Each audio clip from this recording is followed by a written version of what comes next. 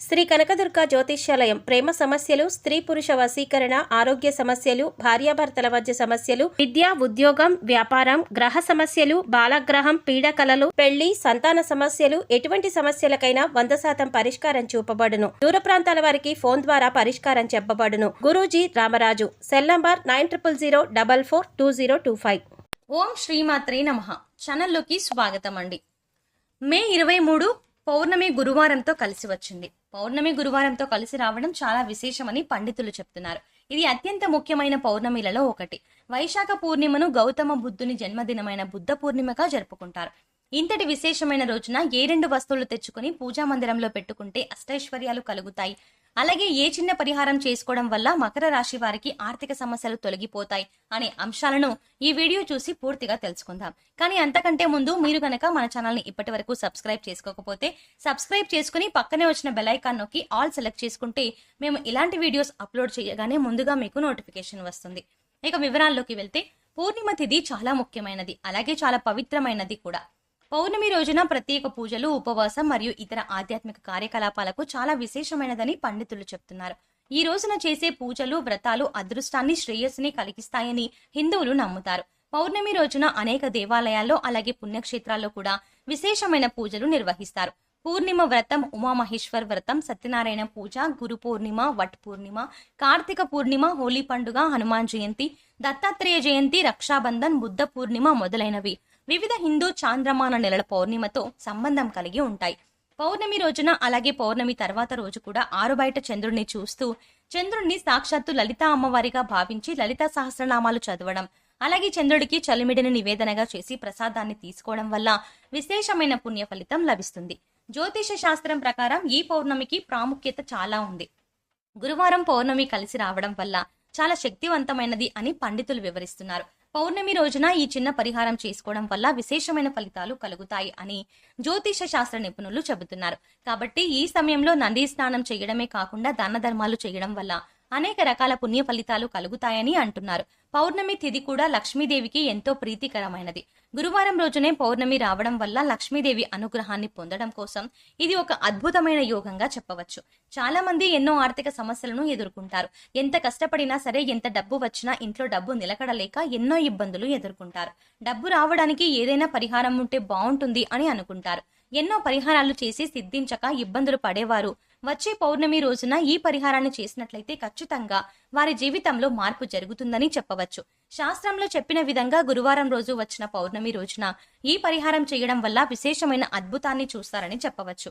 పౌర్ణమి రోజు పూజా గదిలో ఈ 2 వస్తువులను తెచ్చిపెట్టుకుంటే లక్ష్మీదేవి అనుగ్రహం, లక్ష్మీనారాయణుల అనుగ్రహంతో సకల ఐశ్వర్యాలు సిద్ధిస్తాయని మన పెద్దలు చెప్తున్నారు. ఆ వస్తువుల్లో మొదటి వస్తువు గోవు బొమ్మ.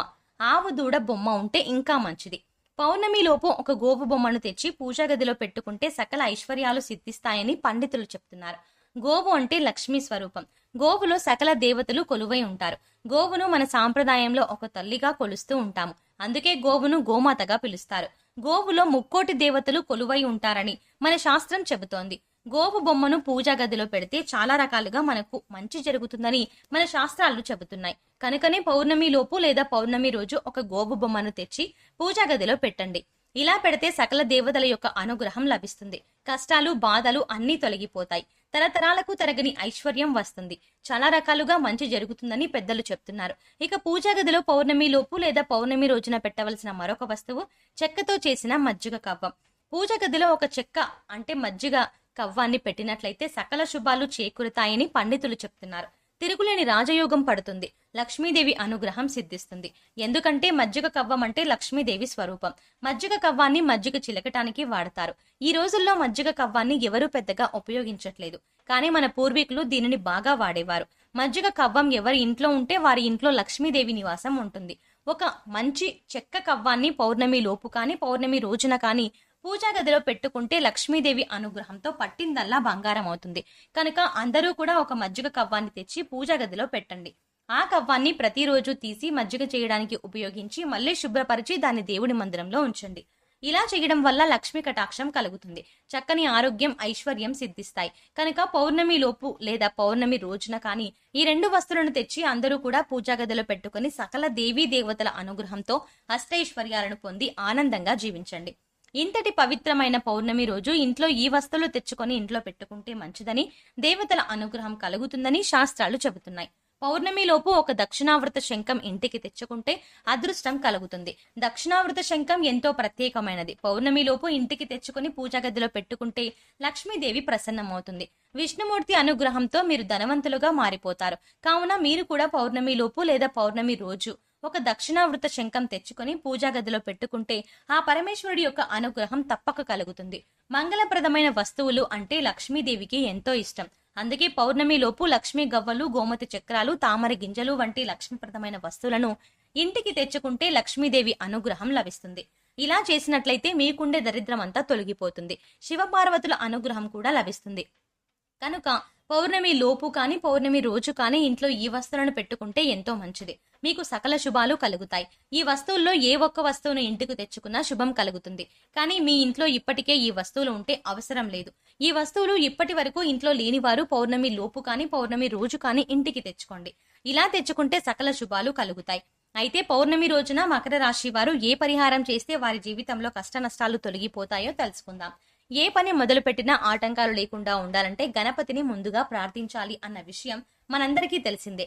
అయితే ఈ పౌర్ణమి రోజున మీకు వీలైతే గుడికి వెళ్లి వినాయకుడికి గరికెను సమర్పించి ఎర్రటి పుష్పాలతో అష్టోత్తరం చేయించుకోండి. గుడిలో నివేదన పెట్టిన తీపి పదార్థాలను మీరు స్వీకరించండి. లేదు గుడికి వెళ్ళడానికి వీలు కాకపోతే మీ ఇంట్లోనే పూజా మందిరంలో వినాయకుడికి గరికను, ఎర్రటి పుష్పాలను సమర్పించి గణపతి స్తోత్రాలను, అష్టోత్తరాన్ని చదువుకోండి. అలాగే ఇంట్లో మీరు వినాయకుడికి చిన్న బెల్లం ముక్క నివేదన చెయ్యండి. దాన్ని ప్రసాదంగా ఇంటిలిపాది తీసుకోండి. అయితే ఎంతో ప్రత్యేకమైన ఈ రోజున ఆవుకి ఇది తినిపించడం ద్వారా సంతానం అనుకున్న రంగాల్లో విశేషమైన విజయాన్ని సాధిస్తారు. అలాగే సంతానం ఆరోగ్యం, ఐశ్వర్యం, అదృష్టం కలిగి సంతోషంగా ఉంటారు. కాబట్టి ఈ రోజున ఉదయాన్నే నిద్రలేచి ఇల్లంతా శుభ్రం చేసుకుని తలస్నానం చేసి ఇల్లంతా ధూపాన్ని వెయ్యాలి.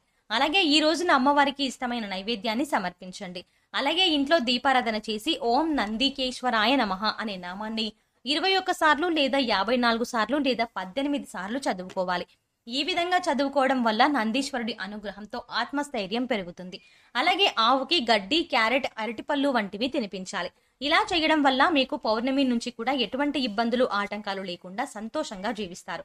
అలాగే లక్ష్మీదేవి అష్టోత్తరం చదవడం వల్ల విశేషమైన ఫలితం దక్కుతుంది.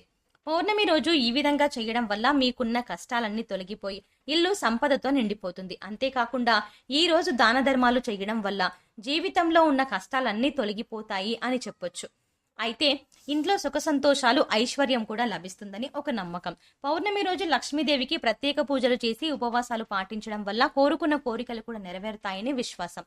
సో చూసారు కదండి, పౌర్ణమి లోపు కానీ లేదా పౌర్ణమి రోజు కానీ మకర రాశి వారు ఏ వస్తువులను ఇంట్లో పెట్టుకోవడం వల్ల లక్ష్మీదేవి అనుగ్రహంతో అష్టైశ్వర్యాలు పొందుతారు అనే అంశాలను ఈ వీడియోలో మనం వివరంగా తెలుసుకున్నాం కదా. ఈ వీడియో మీకు నచ్చినట్టయితే లైక్ చేసి మీ ఫ్రెండ్స్ అండ్ ఫ్యామిలీ మెంబర్స్ లో మకర రాశి వారు ఎవరైనా ఉంటే వారితో ఈ వీడియోని ఖచ్చితంగా షేర్ చేసుకోవడం మాత్రం మర్చిపోకండి. అలాగే ఇప్పటి వరకు మన ఛానల్ని కనుక సబ్స్క్రైబ్ చేసుకోకపోతే వెంటనే సబ్స్క్రైబ్ చేసుకుని పక్కనే ఉన్న బెల్ ఐకాన్ క్లిక్ చేసి ఆల్ సెలెక్ట్ చేసుకుంటే మేము ఇలాంటి వీడియోస్ అప్లోడ్ చేయగానే ముందుగా మీకు నోటిఫికేషన్ వస్తుంది. మరో చక్కటి వీడియోతో మళ్ళీ కలుద్దామండి.